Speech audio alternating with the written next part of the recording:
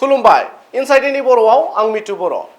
क'क्राझाराव सानै बर' लाइमोना पुलिसनि गुलियाव थैनायनि सायाव बिटिआरनि गाहाय मावफुं सोद्रोमा प्रमद बर'आ खौरांगिरिनि सिगाङाव ओरैबायदि बुङो।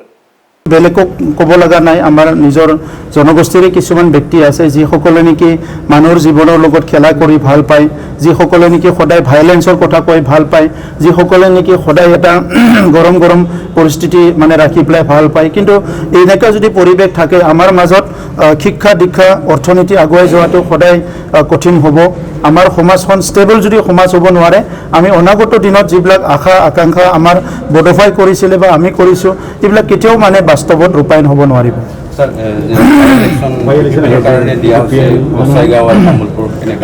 বাই ইলেকশ্যনটোক লৈ আমি এতিয়াও ফাইনেল ডিচিশ্যনত অহা নাই, আলোচনা কৰি আছোঁ।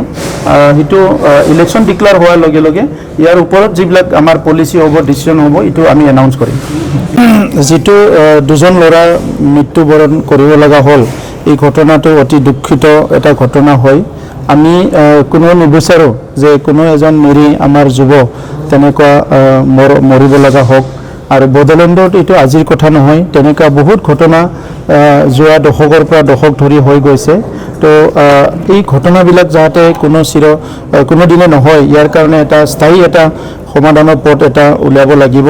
আৰু বিশেষকৈ কোকৰাঝাৰৰ যিটো ঘটনা, এই ঘটনাক লৈ পেলাই অসমৰ মুখ্যমন্ত্ৰী ডাঙৰীয়াও কনচাৰ্ণ, মই তেখেতৰ লগত আলোচনা কৰিছোঁ।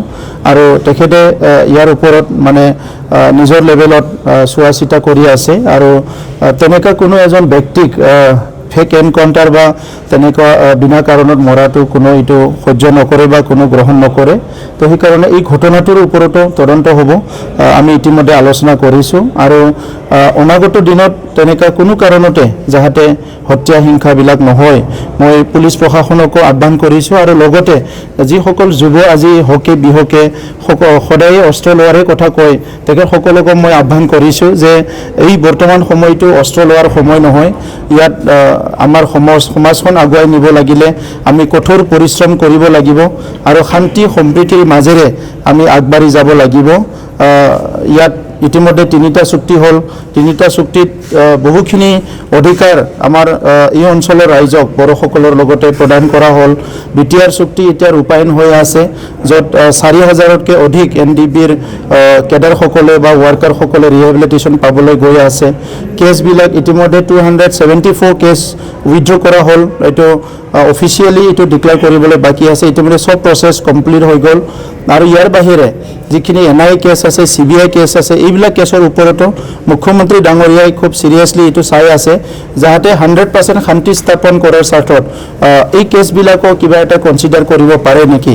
আৰু ইয়াত লাষ্ট এটা ছেকশ্যন আছে যাৰ নেকি কনভিক্টেড, সেইসকলকো আমি আপিল কৰিছোঁ যে শান্তিৰ স্বাৰ্থত যিসকল কনভিক্টেড তেখেতসকলকো কিবা এটা ৰাস্তা ওলাব পাৰে নেকি, যাৰ দ্বাৰা তেখেতসকলকো আমাৰ এটা মুকলি আকাশত আনি পেলাই এটা সুস্থ আৰু শান্তিৰ এটা বড়ো সমাজ গঢ়াৰ কাৰণে এটা পৰিৱেশ এটা সৃষ্টি কৰিব পৰা যায়। তেনেকুৱা কথাবিলাক চলি আছে। কিন্তু এই কথাবিলাক সকলো কথাই এইটো চুইচ এটা টিপি দিলে হোৱা বস্তু নহয়, কাৰণ আইনৰ ইয়াত মেৰপেচ আছে, কনষ্টিটিউচনেল বস্তু আছে। এই গোটেই কথাটো আমি বুজি পাব লাগিব। গতিকে যিসকল যুৱ আজি বহুত বেছি ইম'চনেল এটা ৰোল লৈ আছে, মই তেখেতসকলক আহ্বান কৰিছোঁ যে ইম'চন হ'লে আমি নিজে ধ্বংস হৈ যাম, কিন্তু আমি বেলেগ একো কৰিব নোৱাৰোঁ।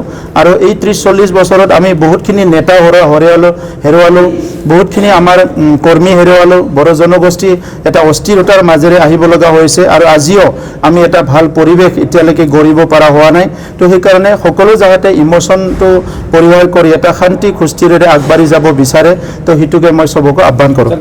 আগে পিছে সাধাৰণ মানুহক কেনেকৈ সোধ-পোছ কৰা হৈছে সন্দেহৰ ক্ষেত্ৰত, এই ক্ষেত্ৰত কেনেদৰে হ'ব পাৰে? চাওক, প্ৰশাসনৰ হাতত যদি কিবা তথ্য আছে, প্ৰশাসনৰ হাতত যদি কিবা ইনফৰমেশ্যন আছে, তেখেতসকলে কাৰোবাক সোধ-পোছ কৰিব পাৰে। কিন্তু কোনোবা যদি নিৰীহ মানুহ তেনেকৈ কৰিছে, ইয়াৰ ওপৰত আমিও প্ৰশাসনৰ লগত আলোচনা কৰিম বা তেখেতসকলক ক'ম যে কোনো যাতে নিৰীহ মানুহ তেনেকুৱা শাস্তি নিদিয়ে বা তেনেকুৱা একো নকৰে। ইয়াৰ কাৰণে মই আজিয়ে আমাৰ DGP ডাঙৰীয়াক মই ইয়াৰ ওপৰত ইনফৰ্ম কৰিম।